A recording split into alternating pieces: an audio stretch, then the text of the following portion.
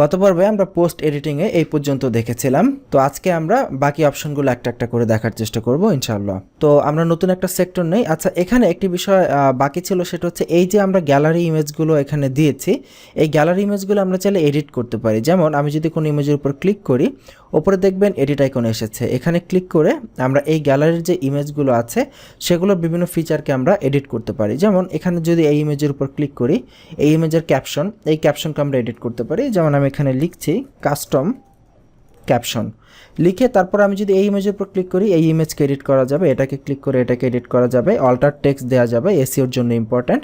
এরপর আপডেট গ্যালারিতে ক্লিক করলে এই যে দেখুন গ্যালারির এখানে ক্যাপশনটা চেঞ্জ হয়ে কাস্টম ক্যাপশন চলে এসেছে। এভাবে আমরা এখান থেকে গ্যালারি ইমেজগুলোকে এডিট করতে পারি। তো আমি এখানে মাউস দিয়ে ক্লিক করে আমি এখানে এন্টার প্রেস করছি, নতুন একটি ব্লক তৈরি হয়েছে, দেখি তারপরে কি দেওয়া যায়। এখানে প্লাসে ক্লিক করছি, ইমেজ হেডিং গ্যালারি হয়েছে লিস্ট। এখানে আমরা কোনো লিস্ট ক্রিয়েট করতে পারি। যেমন এখানে লিখি লিস্ট আইটেম 01, লিস্ট আইটেম 02। এইভাবে আমরা বিভিন্ন লিস্ট এখানে তৈরি করে ফেলতে পারি। এরপর আমরা যদি নতুন একটা ব্লক নেই, দেখি কি আছে, কোটেশন মার্ক আছে, এর ভেতরে আমরা কোনো কোটেশন দিই। যেমন this is our custom quotation by, এখানে দিয়ে দিচ্ছি ধরেন আব্দুল কাদের। ওকে, এরপর আমি নতুন একটা নেই, ধরেন এটার নিচে একটা নিব। আমি এখানে ইনসার্ট আফটার দিলে নতুন একটা ব্লক চলে আসবে। এখানে একটি কথা, আমরা যদি চাই কোনো ব্লককে ওপরের নিচে নিতে, সেটা আমরা ইজিলি করতে পারি। এই যে এখানে অপশনটি দেখছেন, এইখানে মাউসের কার্সার নিলে হাতের মতো হয়ে যাবে। এখানে চেপে ধরে এটাকে ওপরের নিচে আমরা ড্র্যাগ এন্ড ড্রপ করে একটাকে আরেকটার উপরে নিচে এভাবে উঠিয়ে দিতে পারবো। দেখুন ওপরে উঠে ছেড়ে দিলাম, ওপরে উঠে গেল। তো আচ্ছা, এরপরে দেখি আমরা প্লাসে ক্লিক করে দেখি আর কি আছে। কোটেশনের পরে আছে অডিও। আমরা এখানে অডিওতে ক্লিক করে অডিও ফাইল আপলোড করতে পারি। যেমন আমি যদি এখানে আপলোডে ক্লিক করি, এখান থেকে আমি অডিও ফাইল চুজ করে দিচ্ছি, ডেমো একটা অডিও ফাইল দিয়ে দিলাম, তাহলে আমাদের এখানে অডিও ফাইল চলে এসেছে। এবার এখানে ভিজিটর যারা আসবে এই পোস্টটা যখন তারা দেখবে, অডিও এখান থেকে প্লে করতে পারবে, এখান থেকে সাউন্ড কন্ট্রোল করতে পারবে। এখানে আবার অডিওর ক্যাপশনও দেওয়া যায়, যেমন এখানে দিচ্ছি অডিও ক্যাপশন। এরপর আমরা যদি এই যে দেখুন কোনো একটা ইসের উপরে কোনো এই যে সবার শেষ যেটা, এটার উপরে মাউসের কার্সার নিলে এখানে ছোট্ট প্লাস আইকন আসতেছে। যখন আমি মাউসের কার্সার নিচ্ছি, তো এখানে প্লাসে ক্লিক করলেও নতুন একটা ব্লক এখানে চলে আসবে। ফর এক্সাম্পল এখানে অডিওর পর আছে কভার ইমেজের ব্লক, এখানে ক্লিক করলে দেখুন এই যে নতুন একটা ব্লক চলে এসেছে। তো আমি এখান থেকে কভার ইমেজ এখান থেকে আপলোড করতে পারি, অথবা আমি যদি মিডিয়া লাইব্রেরিতে ক্লিক করি তাহলে ইতিমধ্যে থাকা কোনো ইমেজের কভার আমরা এখান থেকে সিলেক্ট করে দিতে পারি। তো আমি এখানে নতুন একটা ইমেজই আপলোড করি, দেখি আমাদের এখানে আর কি কি ইমেজ আছে। এই যেখানে একটি ইমেজ রয়েছে, এই ইমেজটাকে আমরা এখানে আপলোড করে দিই। ইমেজটা আপলোড হয়ে গেছে। দেখুন কভার ইমেজে আমরা এইভাবে টাইটেল এখানে লিখতে পারবো। যেমন এখানে ফটোগ্রাফি নামে আমরা একটা টাইটেল দিলাম, ইমেজের টাইটেল। ওকে, এরপর আমরা নতুন একটা ব্লক নেই, এখানে শেষে দেখি আর কি ব্লক আছে, প্লাসে ক্লিক করছি।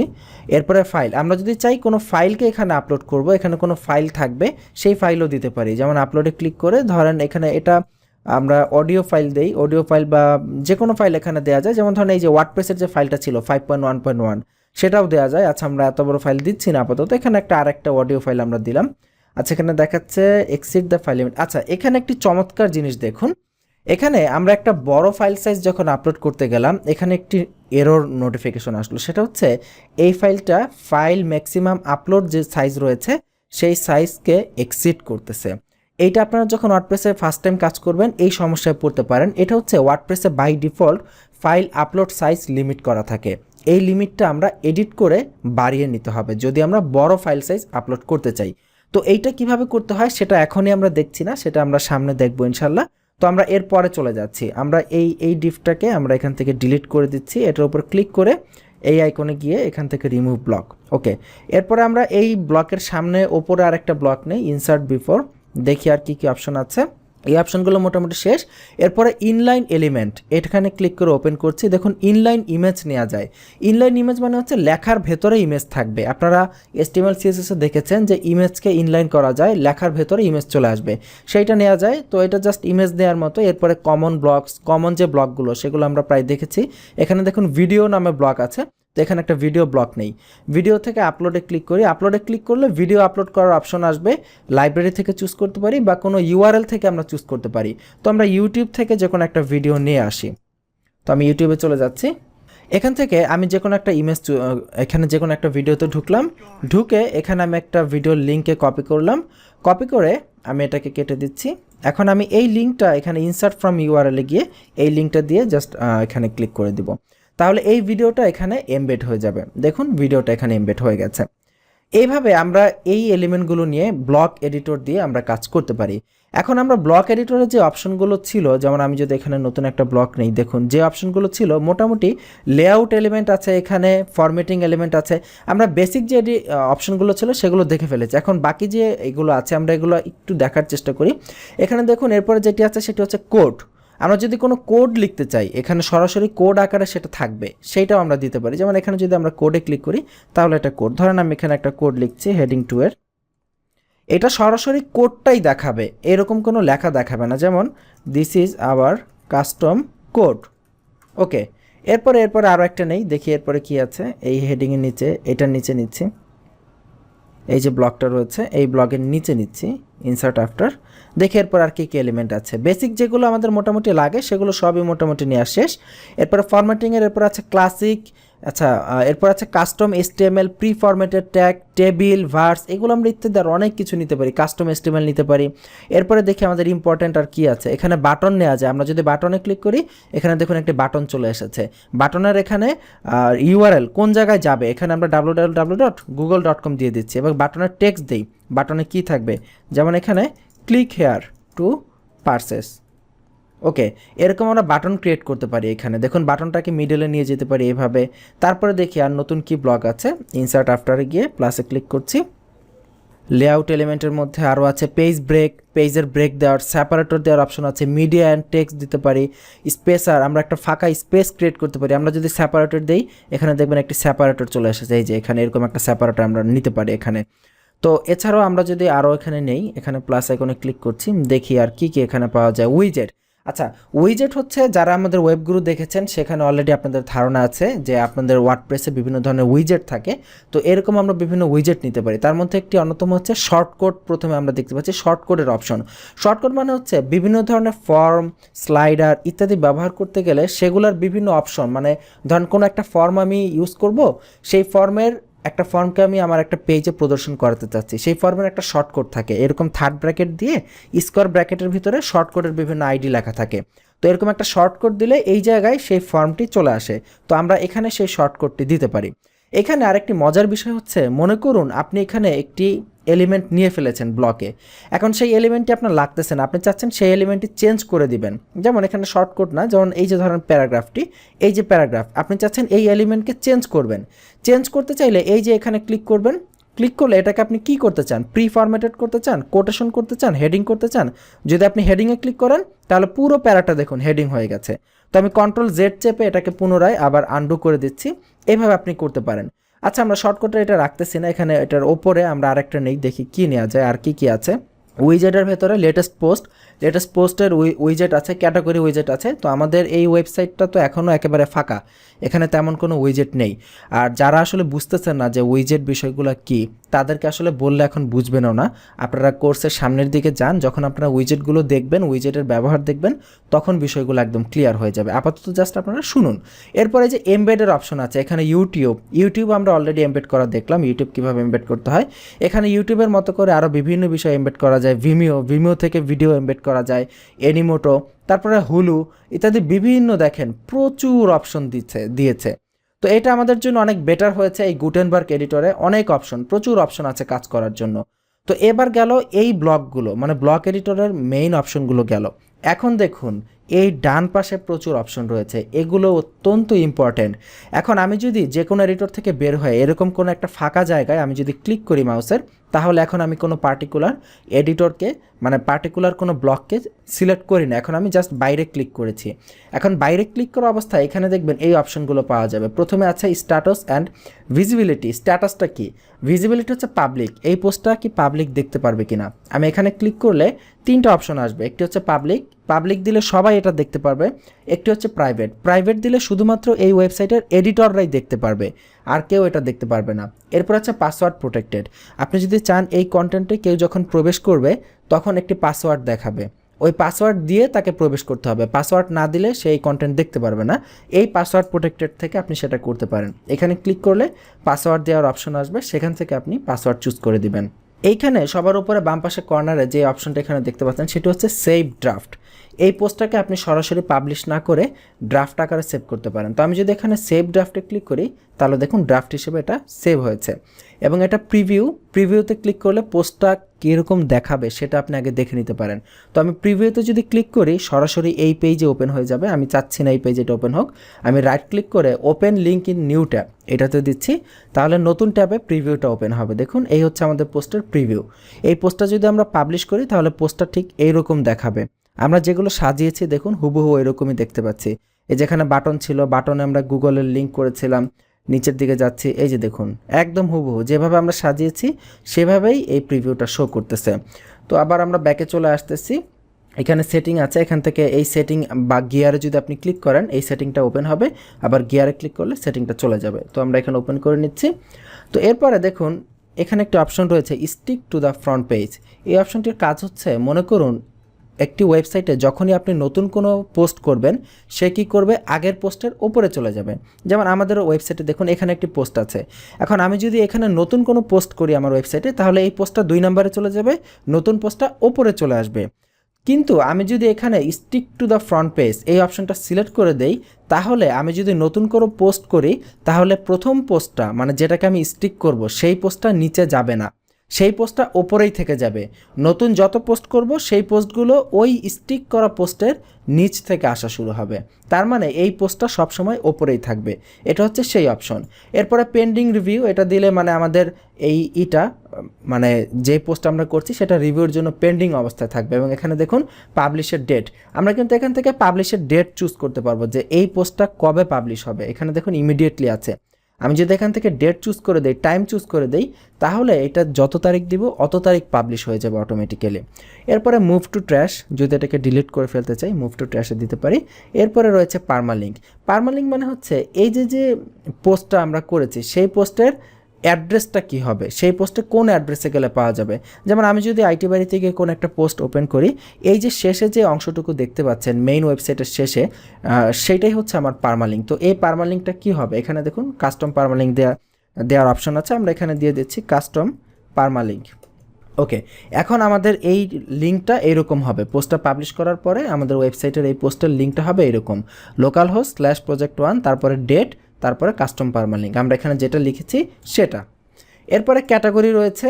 এই পোস্টের ক্যাটাগরি এডিট করার অপশন, যে এটা বর্তমানে আনক্যাটাগরাইজড অবস্থায় আছে। আমরা যদি চাই এটাকে কোনো ক্যাটাগরির আন্ডারে দিতে তাহলে এখান থেকে অ্যাড নিউ ক্যাটাগরিতে ক্লিক করব, নতুন একটা ক্যাটাগরি নিয়ে আসতে পারি। ফর এক্সাম্পল আমি এখানে ক্যাটাগরি 01 লিখছি এবং এটা প্যারেন্ট ক্যাটাগরি হিসেবে অ্যাড নিউ ক্যাটাগরিতে ক্লিক করছি। দেখুন ক্যাটাগরি 01 নামে একটি নতুন ক্যাটাগরি অ্যাড হয়ে গেছে। তো এটা বাই ডিফল্ট আনক্যাটাগরাইজ সিলেক্ট করা থাকে, আমরা আনক্যাটাগরাইজটা টিক চিহ্ন তুলে দিচ্ছি। তো এখান থেকে সাব ক্যাটাগরিও সেট করা যায়। ফর এক্সাম্পল ধরেন ই কমার্স সাইটে এই ধরনের ক্যাটাগরির প্রচুর ব্যবহার হয়, যেমন ম্যানস ফ্যাশন, এইটা একটা ক্যাটাগরি। এই ক্যাটাগরির আন্ডারে ম্যানস ওয়াচ, এইটা একটা সাব ক্যাটাগরি। ম্যানস পারফিউম, এইটা একটা সাব ক্যাটাগরি। তো এরকম মেন ক্যাটাগরির আন্ডারে সাব ক্যাটাগরি ক্রিয়েট করা যায়। যেমন এটা যদি ক্যাটাগরি 1টা যদি আমার মেন ক্যাটাগরি হয় তাহলে আমি এখানে সাব ক্যাটাগরি ক্রিয়েট করতে পারি। যেমন আমি এখানে সাব ক্যাটাগরি 01 লিখলাম, লিখে আমি এই যে প্যারেন্ট ক্যাটাগরি থেকে ক্যাটাগরি 1কে চুজ করে দিব, কারণ এই সাবের প্যারেন্ট হচ্ছে ক্যাটাগরি 1। এবার আমি অ্যাড নিউ ক্যাটাগরিতে ক্লিক করি, দেখবেন এই যে সাব ক্যাটাগরি 1টা মেন ক্যাটাগরির আন্ডারে চলে এসেছে। আমি চাইলে এইভাবে সাব ক্যাটাগরি আরও ক্রিয়েট করতে পারি। আমি এখানে ডেমো হিসেবে লিখছি সাব ক্যাটাগরি 1-2, আপনারা আপনাদের সুবিধা মতো ক্যাটাগরি বানাবেন। এবং এটার প্যারেন্ট হচ্ছে main category 1। Add new category, এই যে দেখুন একটা মেন ক্যাটাগরি তার আন্ডারে অনেকগুলো সাব ক্যাটাগরি, এইভাবে ক্যাটাগরি ক্রিয়েট করা যায়। এরপরে যে অপশনটা আছে সেটা হচ্ছে ট্যাগ। ট্যাগ মানে হচ্ছে আপনার এই কন্টেন্টটি সহজে খুঁজে পাওয়ার জন্য কিছু কিওয়ার্ড আপনি দিয়ে দেবেন, যাতে আপনার ওয়েবসাইটে এসে কেউ সার্চ করলে খুব ইজিলি কন্টেন্টটা খুঁজে পায়। ফর এক্সাম্পল আপনি ই কমার্স সাইটে সাধারণত এক একটা প্রোডাক্টের বিভিন্ন ট্যাগ দিতে হয়। যেমন আপনি ছেলেদের একটা ঘড়ি বিক্রি করবেন, সেই ঘড়ির বিভিন্ন ব্র্যান্ড থাকে, ঘড়ির সাইজ থাকে, কালার থাকে। তো এরকম আপনি ধরেন একটা ঘড়ির প্রোডাক্টের বিজ্ঞাপন এখানে লিখলেন, প্রোডাক্টের জন্য ইনফরমেশন লিখলেন, সেখানে ট্যাগ দিলেন রেড ওয়াচ বা ব্ল্যাক ওয়াচ, এটা একটা ট্যাগ দিলেন। তারপরে কমা দিয়ে আরেকটা ট্যাগ দিলেন মেন্স ওয়াচ, তারপরে ওই ঘড়ির ব্র্যান্ডের নাম লিখে দিলেন যে ক্রিডেন্স ওয়াচ। এইভাবে বিভিন্ন ট্যাগ দিয়ে দিলে যখন মানুষ ওই ট্যাগগুলো দিয়ে সার্চ করবে আপনার ওয়েবসাইটে এসে সহজে আপনার প্রোডাক্টটি খুঁজে পাবে। তো এরকম ধরেন এখানে আমি দিলাম যে ট্যাগ 01, কমা দিলেই ট্যাগ 01 এভাবে চলে আসবে। তারপরে ট্যাগ 02, কমা দিলেই যখনই কমা দিবেন এরকম চলে আসবে। এরপরে হচ্ছে ফিচার্ড ইমেজ। ফিচার্ড ইমেজ হচ্ছে প্রতিটা পোস্টের একটা নিজস্ব ইমেজ থাকে, সেই পোস্টের জন্য আলাদা, সেটাই হচ্ছে ফিচার ইমেজ। যেমন এই যে দেখুন এখানে প্রতিটা পোস্টের সাথে একটা করে ইমেজ আমরা দেখতে পাচ্ছি, এই ইমেজগুলোই হচ্ছে এই পোস্টের ফিচার ইমেজ। তো আমি এখান থেকে এই পোস্টের জন্য একটা ফিচার ইমেজ দিতে পারি, যেমন এখানে সেট ফিচার ইমেজ দিয়ে আমাদের গ্যালারি থেকে কোনো একটা ইমেজকে চুজ করে দিতে পারি। যেমন আমি ধরেন এই ইমেজটাকে এখান থেকে চুজ করে দিলাম, দিয়ে এবার আমি এখানে সিলেক্টে দিলাম, এই যে এটা হচ্ছে আমার ফিচার ইমেজ। এরপরে দেখুন এক্সার্প্ট। এক্সার্প্ট মানে হচ্ছে এই যে আমাদের ওয়েবসাইটের বাইরে কতটুকু অংশ এইভাবে দেখা যাবে সেইটা।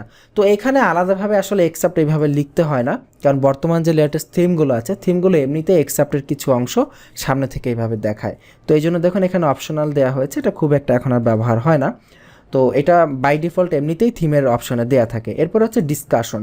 ডিসকাশন মানে হচ্ছে আপনি এখানে কমেন্ট অ্যালাউ করতে চান কিনা, আপনার এই পোস্টটিতে মানুষ কমেন্ট করতে পারবে কিনা সেটা এখান থেকে অ্যালাউ করে দিতে পারেন। এবং এরপর আরেকটা অপশন হচ্ছে ping back and track back. Ping back আর ট্র্যাক ব্যাক অপশনটা অনেক পুরাতন, এটা আসলে এখন খুব একটা ইউজ হয় না। এটা এমন একটা সিস্টেম যে আপনি যদি কাউকে লিঙ্ক দেন, আপনি যদি আপনার এই পোস্ট থেকে কাউকে লিঙ্ক দেন, তার যদি ওই ইমেল ওই ওয়েবসাইটের যিনি ওনার কাছে একটি ইমেল চলে যাবে যে আপনি তাকে একটি লিঙ্ক দিয়েছেন। তো এইভাবে আসলে হয় আর কি, একজন আরেকজনকে লিঙ্ক দেয়, একজন আরেকজনকে লিঙ্ক ব্যাক করে। এটা একসময় কাজে লাগতো, এখন আর খুব একটা কাজে লাগে না।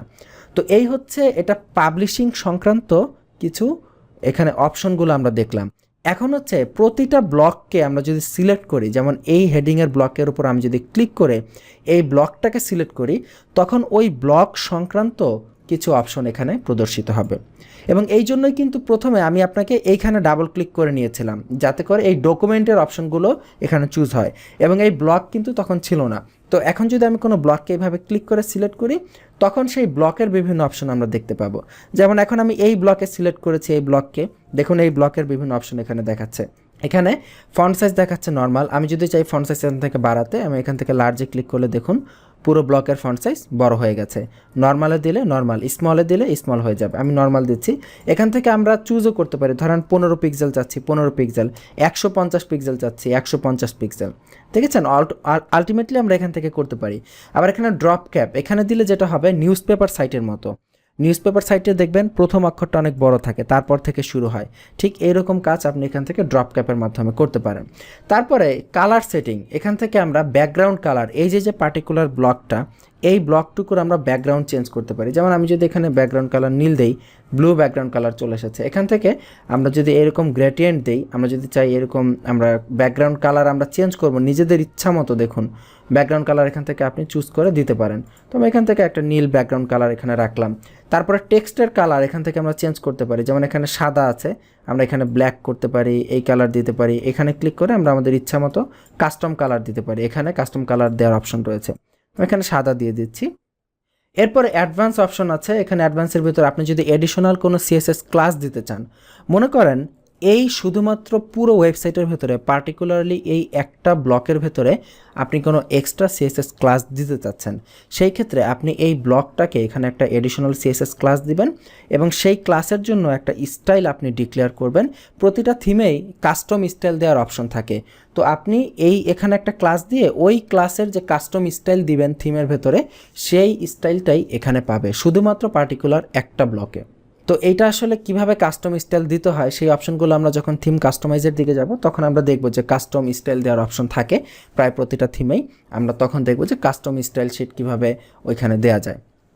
তো এই হচ্ছে মোটামুটি কথা। আপনি প্রতিটা কন্টেন্টই, ধরেন এই কন্টেন্টের উপর মাউসের ক্লিক করলে এখানে দেখবেন ডকুমেন্টের জন্য বিভিন্ন অপশন চলে আসবে।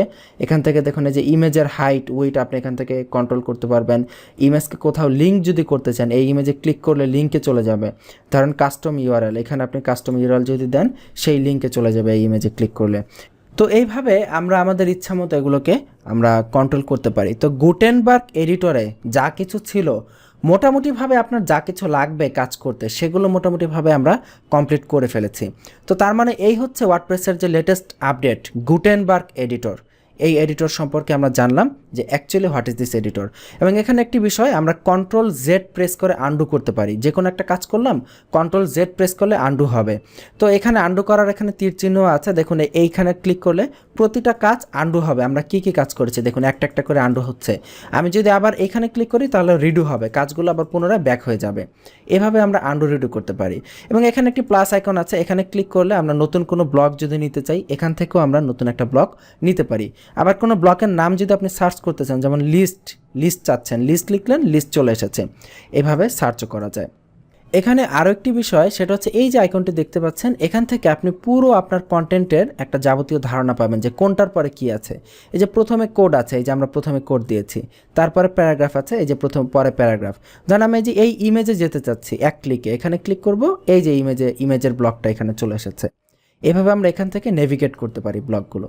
তো আই হোপ আমরা বুঝতে পেরেছি একদম ডিটেলসে, আমরা আশা করি আপনি বুঝতে পেরেছেন। তো এখানে আমরা পাবলিশে হিট করছি, আবার পাবলিশে হিট করছি, এবার আমাদের পোস্টটা পাবলিশ হয়েছে। এবার এই লিঙ্ক থেকে আমরা পোস্টটাতে প্রবেশ করতে পারবো। এটা আমি রাইট ক্লিক করে ওপেন উইথ নিউ লিঙ্কে নিউ ট্যাবে যাচ্ছি, নতুন ট্যাবে আমাদের পোস্টটা ওপেন হচ্ছে। এই যে দেখুন, এই হচ্ছে আমাদের পোস্ট। এই যে লোকাল হোস্ট প্রজেক্ট, এই যে আমাদের কাস্টম পারমালিঙ্ক দিয়েছিলাম, সেই পারমালিঙ্ক শো করছে। তো এখানে আমরা নিচে যাই, এই যে দেখুন, এই ইমেজটা কিসের ইমেজ বলুন তো? এটা হচ্ছে ফিচার ইমেজ। এই থিমের ডিজাইন হচ্ছে এমন, যখন আমরা কোনো পোস্ট ওপেন করব, ফিচার ইমেজটা সামনে এইভাবে দেখাবে। নিচে যাচ্ছি, এই যে আমাদের পোস্ট, এই যে নিচে যাচ্ছি, এগুলোই তো আমরা সেট আপ করা শিখেছি, তাই না? বিভিন্ন এলিমেন্ট আমরা একটা একটা করে দেওয়া শিখেছি। তো এই হচ্ছে আমাদের ওয়ার্ডপ্রেসের নতুন পোস্ট করার পদ্ধতি। আমরা যদি হোম পেজে ব্যাক করতে চাই, তাহলে এইখানে ক্লিক করলেই আমরা হোম পেজে ব্যাক করবো। এই যে দেখুন, আমাদের যে প্রথম পোস্টটা করেছি, সেই প্রথম পোস্টটা হোম পেজে দেখাচ্ছে, একদম পুরো পোস্টটা এখানে দেখাচ্ছে। তো আপনি যখন কোনো থিম ব্যবহার করবেন, সেখানে দেখবেন কিছু অংশ এক্সাপ্ট হিসেবে দেখাবে। এবং এই যে আমাদের যে আগের পোস্টটা ছিল হ্যালো ওয়ার্ল্ড, এখানে সেই পোস্টটা দেখাচ্ছে। এবং পোস্টের নিচে পোস্টটা কে করেছে, কবে করেছে, সেই বিভিন্ন ইনফরমেশন এখানে দেখতে পাচ্ছে। যে আব্দুল কাদের, এখানে পোস্টের ট্যাগ, কমেন্ট, এডিট করার অপশন, ক্যাটাগরিগুলো এখানে দেখা যাচ্ছে। আই হোপ বুঝতে পেরেছেন। কোথাও কোনো প্রশ্ন থাকলে অবশ্যই আমাদের ইমেল করে পাঠাবেন। আজকের পর্ব এই পর্যন্তই। এগুলো নিয়ে আপনি প্র্যাকটিস করুন যে কীভাবে গুটেনবার্গ এডিটর আপনি কাজ করতে পারেন। আগামী পর্বের আমন্ত্রণ জানাচ্ছি। ভালো থাকবেন। আল্লাহ হাফিজ।